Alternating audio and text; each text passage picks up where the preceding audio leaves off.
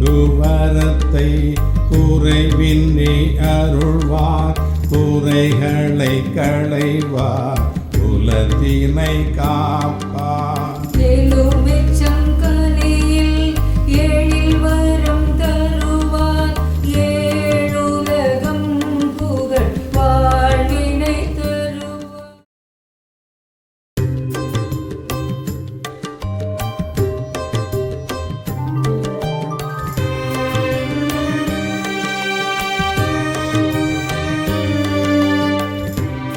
அல்லாஹ் மாலிக்.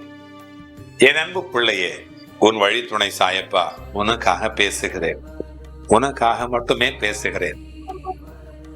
அன்பு பிள்ளையே, இந்த நாள் உனக்கு இனிமையான நாளாக அமைய உன்னை வாழ்த்துகிறேன். உன்னோடு நான் எப்பொழுதும் வந்து கொண்டே இருக்கிறேன். நீதான் அதை புரிந்து கொண்டாய் இல்லை? சரி, இந்த பிள்ளைகளில உன்னை போல் இருக்கிற சில பிள்ளைகள் அதிக எதிர்பார்த்து கொண்டிருக்கிறார்கள். அதிக எதிர்பார்ப்பு ஏமாற்றத்தை கொடுக்கும் அல்லவா? எதிலும் அதிக எதிர்பார்ப்பு கூடவே கூடாது. மகிழ்ச்சியின்மைக்கும் முகத்திலே வெறுப்பனை கொண்டு வருவதற்கும் காரணம் நம்முடைய எதிர்பார்த்தலிலே உண்டான ஏமாற்றமே.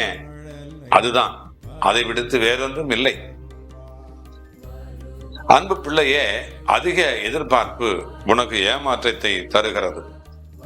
இவர் இப்படி இருப்பார், அவர் அப்படி இருப்பார் என்று நீ நினைத்துவிட்டு அவரோடு நீ பழகுகின்ற பொழுது அவர் நீ நினைத்ததை விட மாறுபட்டவராக இருப்பார். அல்லது உன்னுடைய எண்ணத்திற்கு நீ நினைத்ததற்கு பொய்த்து விட்டது, நாம் நினைத்தது போல் இல்லை, நாம் எதிர்பார்த்ததை விட இவர் நல்லவராக இருக்கிறாரே என்று சொல்லுகிறாய். எதிலும் எதிர்பார்ப்போடு இல்லாமல் இருந்தால் ஏமாற்றமே இருக்காது அல்லவா? ஏன் தேவையற்று அதீத கற்பனையிலே மிதக்க வேண்டும்? எது நடக்கிறதோ அதை ஏற்றுக்கொள்ள வேண்டும். நீ அப்படி இருந்து விட்டால் ஏமாற்றம் உனக்கு ஏற்படவே ஏற்படாது. மகிழ்ச்சியின்மைக்கும் மன நிறைவு இல்லாமல் இருப்பதற்கும் என்ன காரணம் என்று சொன்னால், அதிக எதிர்பார்த்தலிலே இருக்கின்ற அதனால் உண்டான ஏமாற்றம் தானே அன்றி வேறெதுவும் இல்லை. சிலர் நான் அப்படியானவன், நான் அப்படி ஆவேன், நான் இப்படி ஆவேன், நான் அமைச்சர் ஆவேன் என்று கற்பனைகளிலே மிதந்து கொண்டிருப்பார். ஆனால் அவர்கள் நினைத்தது போல எல்லாம் நடக்கிறதா? அதிக எதிர்பார்ப்பு என்பது நிறைவேறுகிறதா?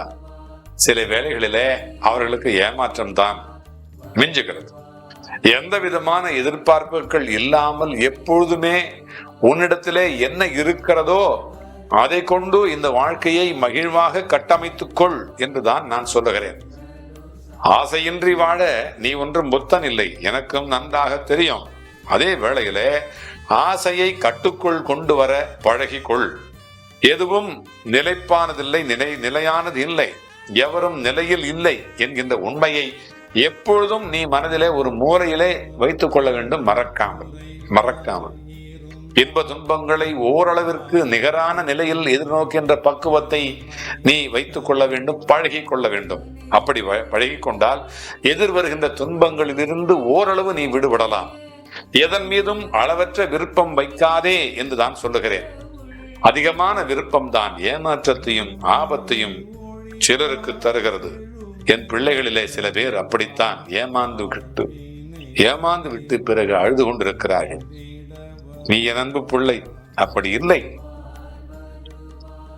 உனக்காக நான் இருக்கிறேன். என்னை நம்பு. என்னை நம்பாமல் போனாலும் உன்னை நம்பு. உன்னை நீ நம்பினால் இந்த உலகம் உன்னை நம்பும். பிறகென்ன, உன்னோடு நான் வந்து கொண்டே இருப்பேன். நீ வென்று கொண்டே இருப்பாய். அல்லாஹ் மாலிக்.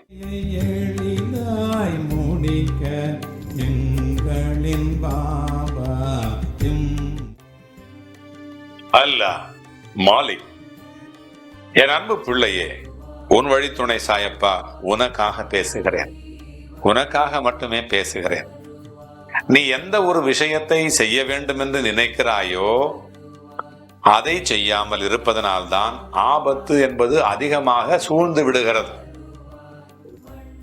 எதை எப்பொழுது செய்ய முடியுமோ, செய்ய வேண்டுமோ, செய்து முடிக்க வேண்டுமோ அப்பொழுது செய்யாமல் காலம் தாழ்த்துவதனால் அது நடக்கிறது.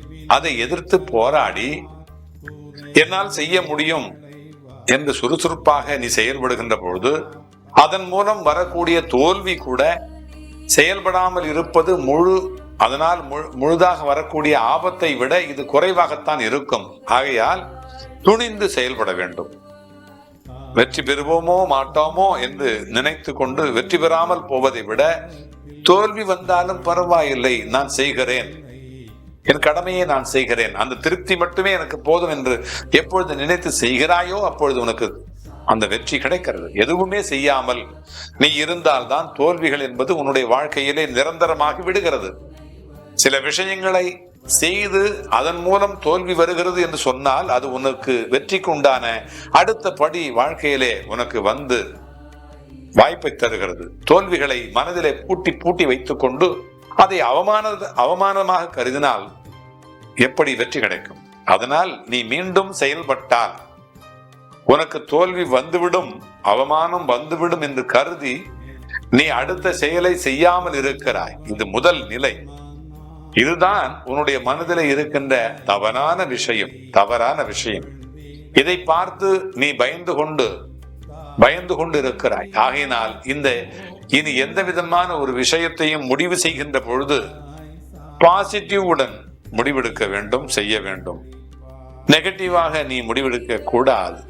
பல நபர்கள் இங்கு வெற்றி அடைவதற்கு காரணம் பல தோல்விகளை அவர்கள் சந்தித்து இருக்கிறார்கள்.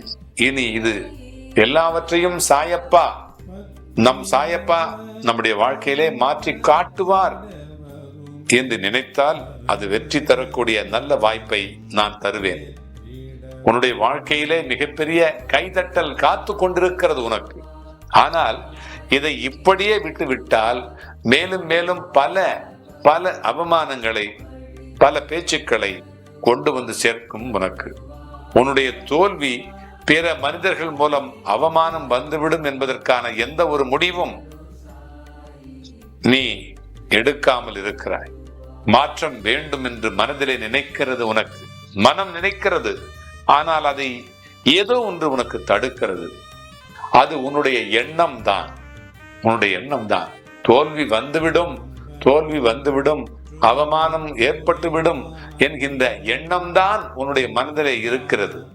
பயம் என்கின்ற எண்ணத்திற்கு சாயி என்கின்ற சாவியை போட்டு அதை நீ அகற்ற வேண்டும், திறக்க வேண்டும், நீக்க வேண்டும்.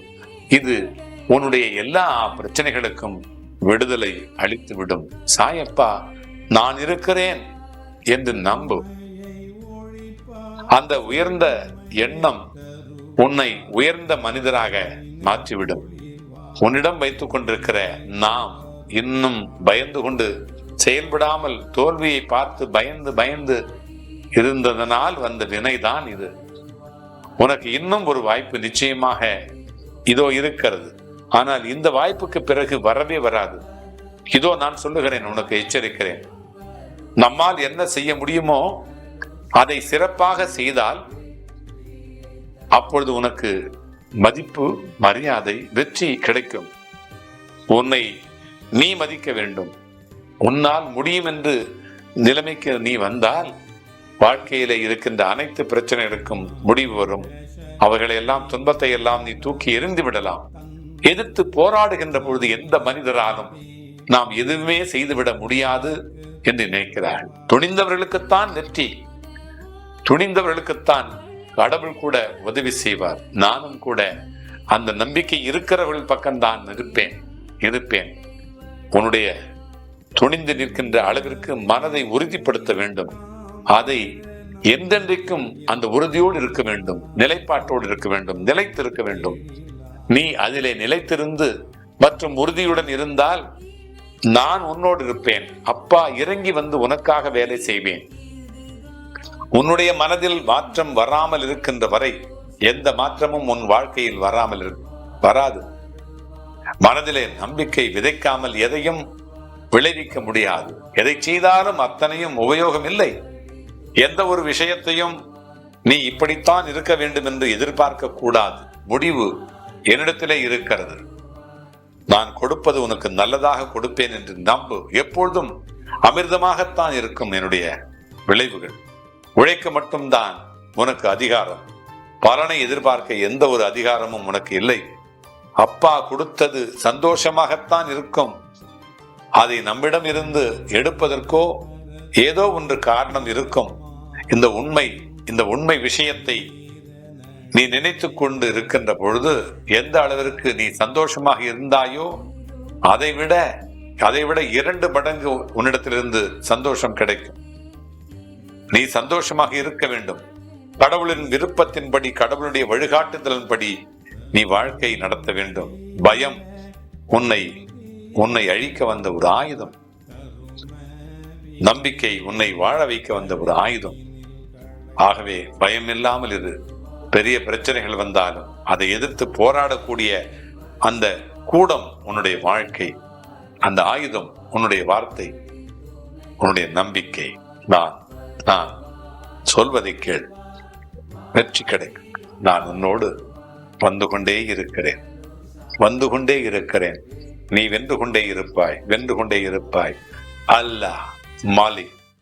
எளிதாய் முடிக்க எங்களின்